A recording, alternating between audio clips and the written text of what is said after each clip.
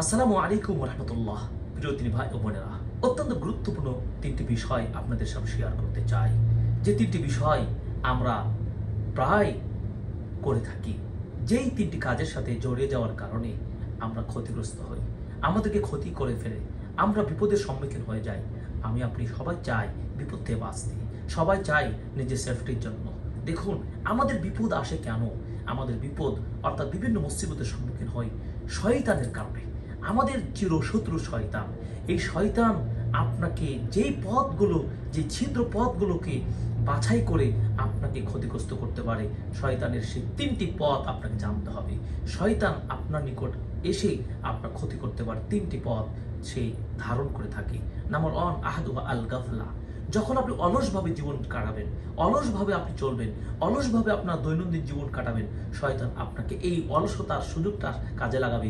এই শয়তান এই অলসতার সুযোগে আপনার সার্বিক ক্ষতি করার চেষ্টা করবে। নাম্বার 2, আশা হওয়া। যখন আপনার যে কুপ্রবৃত্তির নিয়ে আপনি যখন চিন্তায় চেতনায় থাকবেন, কুপ্রবৃত্তির লালসায় যখন আপনি নিজেকে আকৃষ্ট করবেন, কুপ্রবৃত্তির সাথে যখন নিজেকে নিযুক্ত করার চিন্তা চেতনায় থাকবেন, শয়তান এই সুযোগটাই আপনাকে ধ্বংস করার জন্য চেষ্টা সে লিপ্ত হয়ে পড়বে। 3 নম্বর, আল গদাব, রাগ, ক্ষোভ।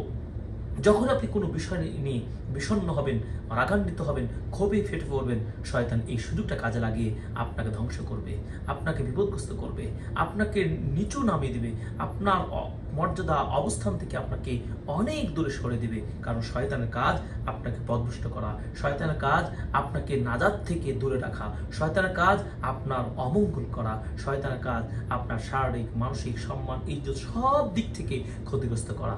তাহলে শয়তানের পথ কয়টি? 3টি পথ শয়তান আপনার ক্ষতি করবে। নাম্বার 1, আপনার অলসতা। তাই অলসতা বর্জন করে চলুন, সর্বদা অলসতাকে না বলুন। নাম্বার 2, আপনার কুপ্রবৃত্তির অনুসরণ করবেন না, কুপ্রবৃত্তি নিয়ে চিন্তা চেতনা পরিহার করে চলুন। 3, আল গদাব, রাগ ক্ষোভ করবেন না। রাগান্বিত এই কাজগুলো শয়তানের কাজ। অতএব এই 3টা শয়তানের মূলনীতি আমরা বলতে পারি। এক হচ্ছে যে অলসতাও শয়তানের কাজ, ঠিক শাহওয়া অর্থাৎ কুপ্রবৃত্তিটাও শয়তানের কাজ, ঠিক গাদাব, রাগ, এটাও শয়তানের কাজ। এই 3টাকে আমরা দমন করে চলবো। নবীজি সাল্লাল্লাহু আলাইহি সাল্লামের নিকট একজন সাহাবী বললেন, ইয়া রাসূলুল্লাহ, একজন ব্যক্তি এসে বলছেন, আমাকে উপদেশ দিন। নবীজি সাল্লাল্লাহু আলাইহি সাল্লাম তাকে বললেন, তুমি রাগ করো না, লা তাগদাব।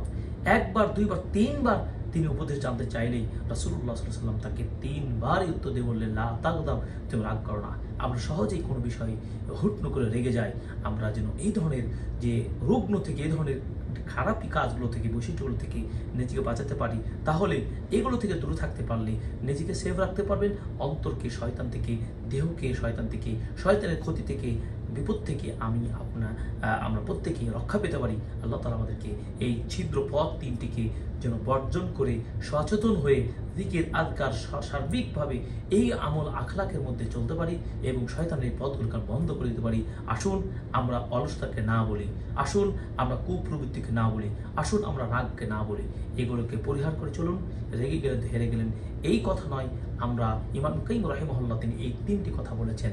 অতএব আমরা এগুলো বর্জন করে নিজেকে বাঁচাবো, রক্ষা করব। আল্লাহ তাআলা আমাদেরকে সহজ করুন। আল্লাহ আমাদের তৌফিক দান করুন। আমিন। ওয়াসসালাতু আলা নবী ওয়া সালামু আলাইকুম ওয়া রাহমাতুল্লাহি ওয়া বারাকাতুহু।